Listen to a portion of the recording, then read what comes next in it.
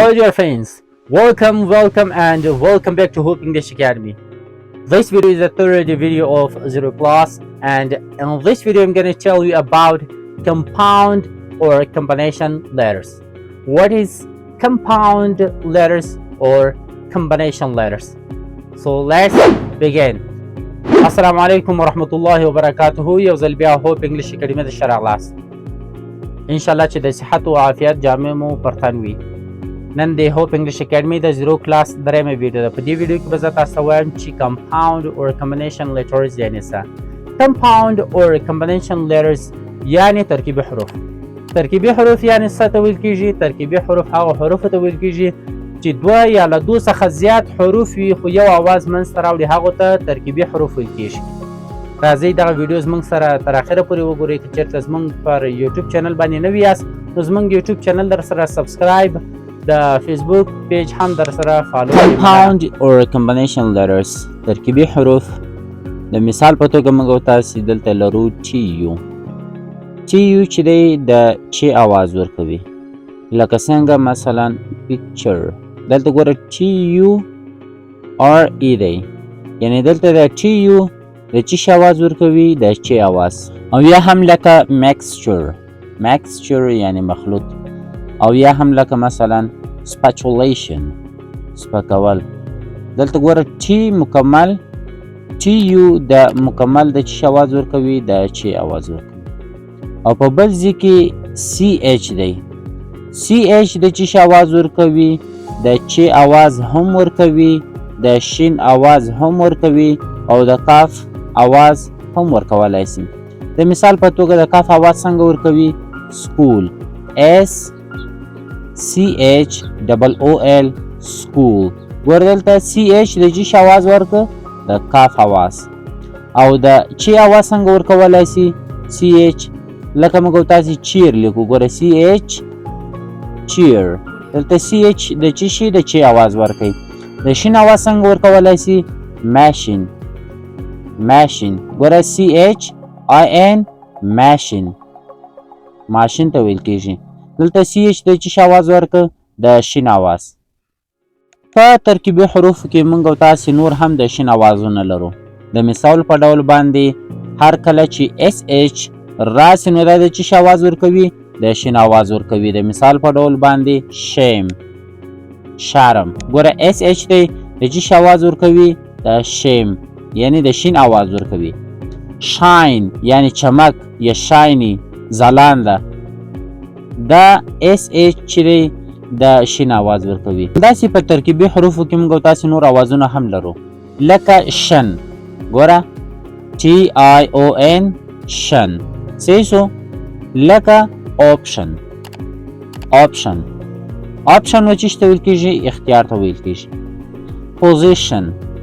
ګوره TION راغی نو دلته چی ویل کېږي؟ شن. position موقعیت. همداسې بل هم د شن اواز لرو، لکه ډبل S چې راسي او ION چې راسي، دا هم شن ویل کېږي. د مثال په ډول باندې permission یعنی اجازه. by the permission of respected teacher. په اجازه د ګران قدرمند استاد. لکه مثال discussion بحث کول. ګوره ډبل SION په اخر کې راغلی نو دا چې ویل کېږي؟ شن. بل لفظ لرو SION هم شن ویل کېږي، لکه tension. ګوره SION راغلی نو دا چې ویل کېږي؟ tension.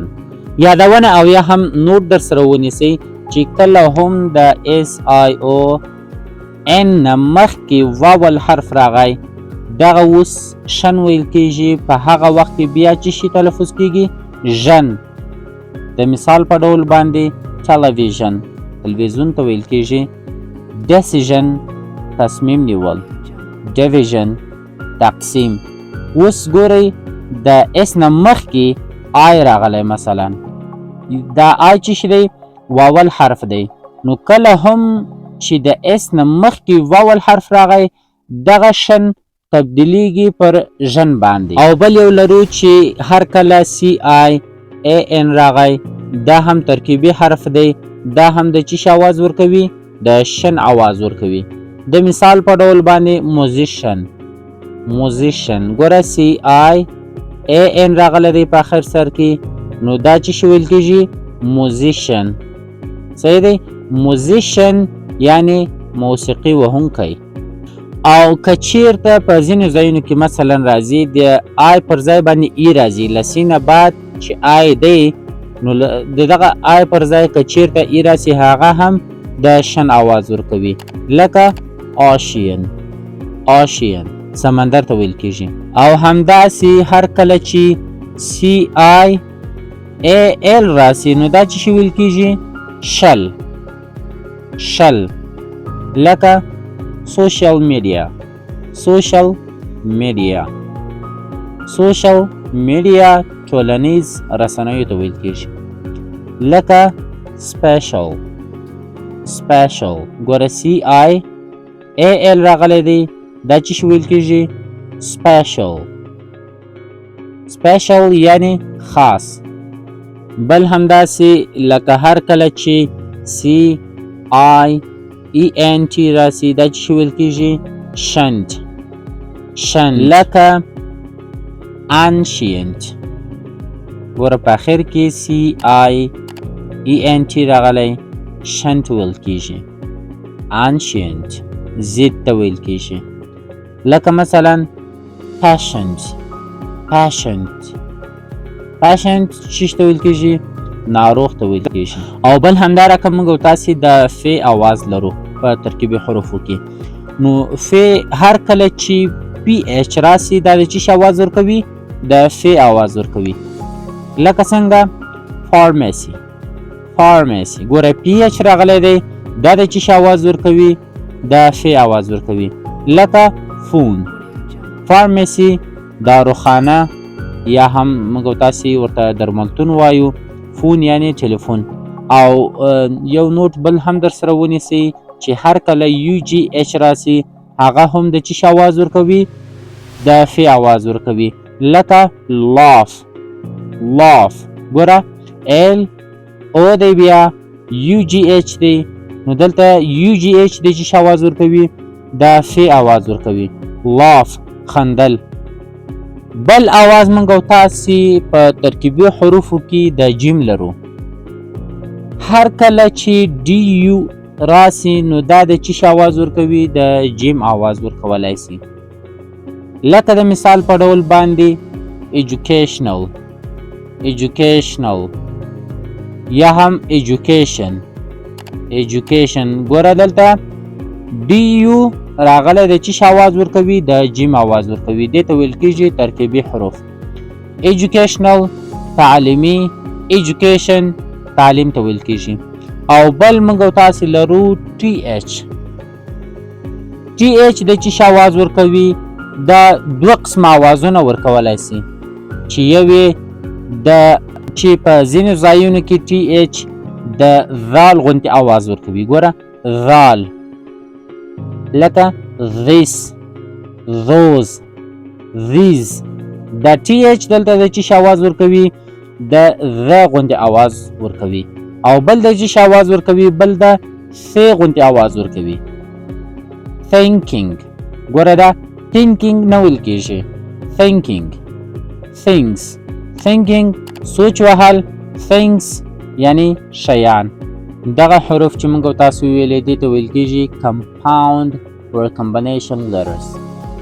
ترکیبي حروف دا ډېر مهم حروف دي. ګوره په هر ځای کې دا راځي، اکثره ځایونو کې دا راځي. نو دې ته مو ډېر فکر وي ځکه اکثره داسې مثلا شاګردان دي د سنټر یا هم د مثلا د مکتب شاګردان دي چې په انګلیش باندې ډېر سرخلاصېږي خو دا حروفو ته فکر نه وي. البته دا ډېر مهم حروف دي په اکثره ځایونو کې راځي. نو دغه در سره زده کړئ.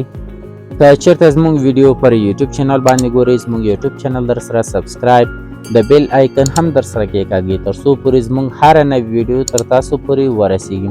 که چېرته زموږ ویډیو پر فیسبوک باندې ګورئ نو زموږ فیسبوک پاڼه هم در سره فالو کړئ او دا ویډیو د ملګرو سره حتما شیر کړئ. مننه. الله حافظ.